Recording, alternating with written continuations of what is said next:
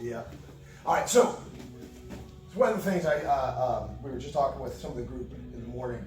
So when Matt wraps his legs around my waist, he goes actually in closed guard. It's a real common thing that people will do, just relax a little bit and unlock.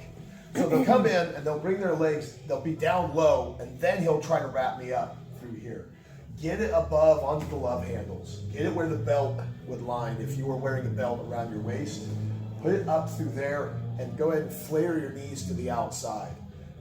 If your knees are in here and you're trying to wrap your legs, you're going to really narrow how far you can get to go. So when Matt wraps up, you can see, I mean, his ankles are in like the small of my back, and then the legs, my hip bones are right here. He's not even touching the hip bone itself. So if you go on the hip bone, it's one of the thickest areas that you're going to get to. There's no compression. I mean, you can squeeze on the hip bone all you want. Nothing squishes. Nothing goes in. But if you get up above the hips into the love handles, you know, where basically you have the hourglass, where it's hips, waist, shoulders. So it's that narrow spot. So what we're going to do is we're just going to come in. I'm framing up into Matt, putting my hands into his ribs. This can be good, especially in gi. In no gi, sometimes it can be a little bit difficult. So if I feel like through here he's pulling with his legs pretty good, what I'll do is I'll drop down and I'll put my hands into his biceps and into his armpit. Okay, don't go all the way out here by the elbows themselves. There's some really stupid submissions you can get caught with when the hands go too far out. So I'll just come in and start to control by the armpits and into the bicep. So then once I'm in, I'll go ahead and drop my head down and I'll put my forehead right in the middle of his chest. So if Matt starts trying to move or sit up, I literally just stay connected wherever he goes. If he wants to start trying to push my head from one side to the other, okay, through here, again, I'll just drive my head into the middle of his chest. Now, first part to keep an eye on through here is this is, quote, illegal in a lot of competitions, depending on what you're doing. So just watch and know your rules. So when I'm down here and I can feel Matt trying to move me around, and he's push, push, push, then through here, I will slide forward and capture into his neck and bring his neck forward.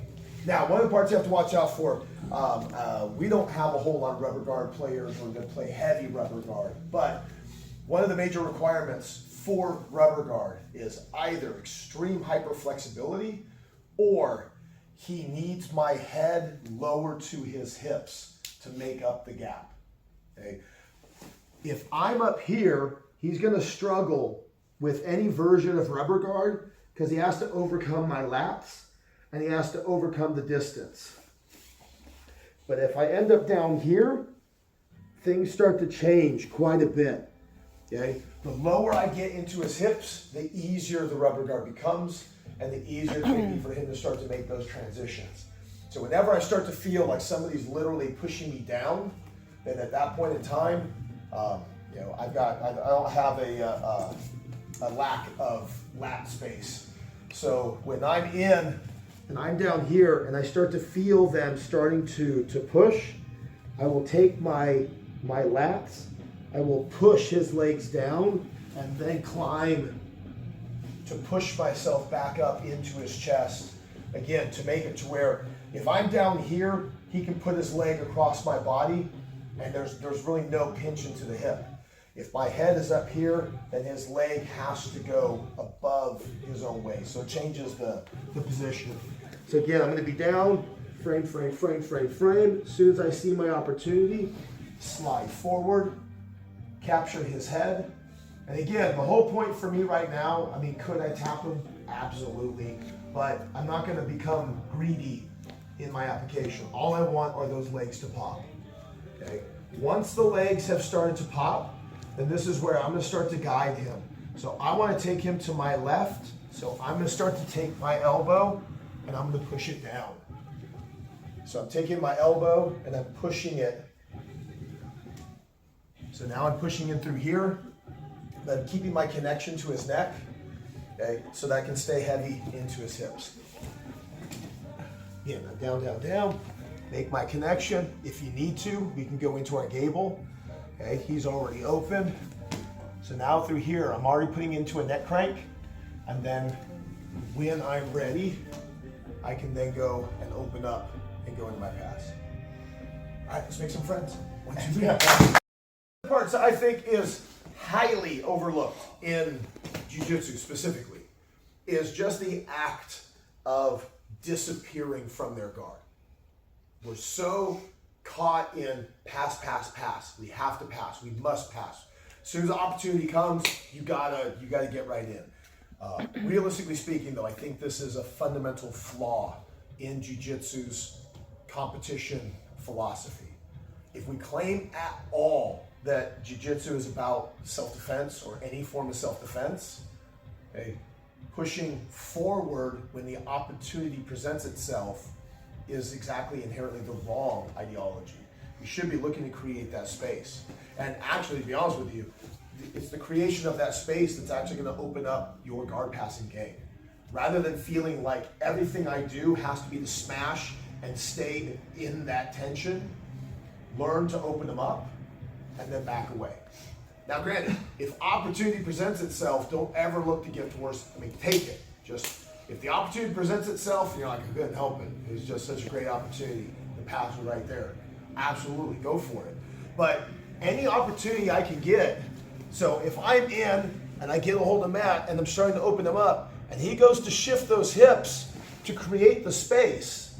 So ultimately speaking, while I'm in, what is keeping me within my area? Why do I feel the need that I have to stay and fight under this heavy tension? When I can literally just back myself away, create a small space, and now I can go forward when I choose, I can leave if I choose.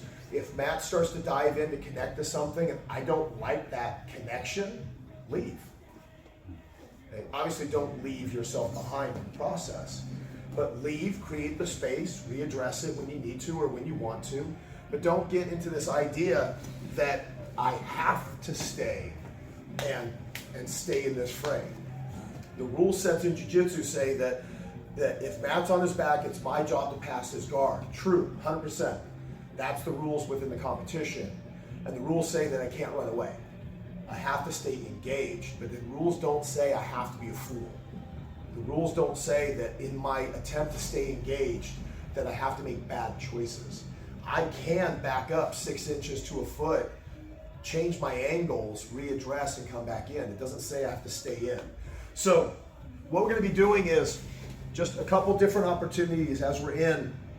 So we have the traditionals, which is just frame into the ribs, keep the hips down, set the wedge, sink my hips, turn to the side, and open them up. Now, right here, we instantly say, let's get right back in, okay? But on that break, what I want to do specifically for this set is I want to get in, I want to create my break, and then I want to get into a standing opportunity to where now, again, if I choose, I can go in heavy, or I can literally stand and change my position. Okay? So I'm framing in, keep them nice and heavy. I'm in. When this one goes back, I'm not putting my knee on the ground. I'm putting this one back. I'm turning. There's the pop. And immediately from here, I'm standing and still controlling the legs. So if he starts trying to dive in, kicking my feet, things of that nature, I can still control. Time. Yeah, so I'm in, control, I'm stepping back, looking almost as if somebody's calling my name. What? That hand can come up, and then we can go immediately into our open pass. So let's grab a partner. Golden. I know, that's why. All right, so I'm trying to keep his hips down, yada, yada, yada, all that fun stuff. I put my wedge in place, okay? I'm stepping back, again, we're turning the hips into the ankle, okay? Even if my hand doesn't come up, my hips should be doing the vast majority of the motion, 70 to 80%, okay? So if Matt's got me locked up, I shouldn't need to bring my hand back to push. That's a distance thing. Okay, I've done that before, but that's because that dude had like long legs, hard for me to make that break. But when I'm here and I step back, like right here, he's not feeling anything. So now when I take those hips, and now I'm twisting, I'm turning my hip like I'm opening up, but my hands are still staying with that inside position. Now, this is where active foot, passive foot stuff starts to kind of come into play. Passive foot is here, toes completely flat. Active foot is here, okay, where we're up on the balls of our toes, up on the balls of our feet, okay. So, depending on what's comfortable for you, when I'm in position, okay, and I go to push, push, push, there goes the break. So now I'm going to create my gap by putting my wedge in place, and I'm going to take the lead knee and put it into his hips. So right now, what I'm doing is I'm creating an initial dilemma for Matt. I've put my shield in place. Guard is no longer an option for him. Okay, as long as this shield is in, his legs will not be able to wrap me up. So now he has to then make a prediction. What guard pass is he defending? Because currently right now I have either side of his hips available as an option to whatever pass that I would like. So first one that we're just going to do is as soon as I open him up, my hands are already in play. Okay? A lot of people like to go into the baseball, so they almost start to become a little bit ready for that.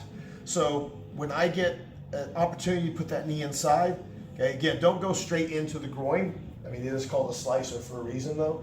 But when I'm here and I'm making my connection, I'm going to take that knee, I just brought my wedge up, okay? Now I'm going to flare my wedge to the outside, and I'm going to creep it in for my staple, then throw my dive out to that side.